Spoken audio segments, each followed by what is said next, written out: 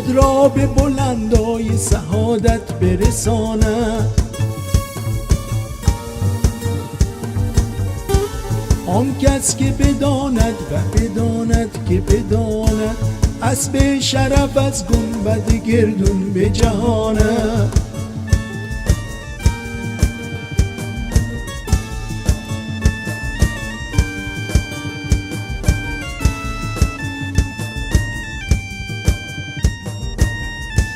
آن کس که بداند و نداند که بداند، با کوزه آب است ولی تشنه بماند.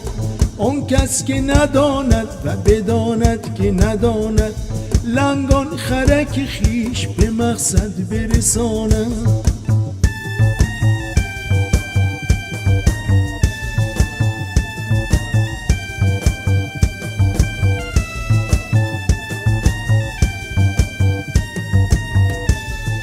کس که نداند و بخواهد که بداند، جان و تن خود را ز جهالت برهاند.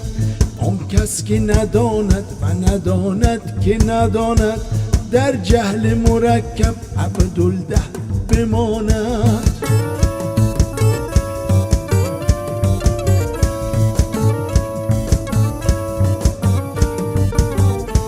آن کس که نداند و نخواهد که بداند، حیف از چنین جانوری زنده بماند.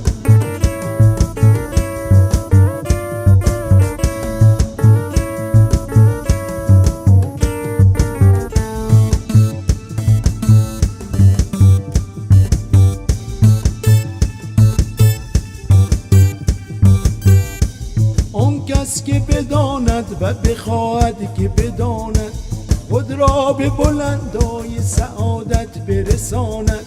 آن کس که بداند و بداند که بداند، اسب شرف از گنبد گردون به جهاند.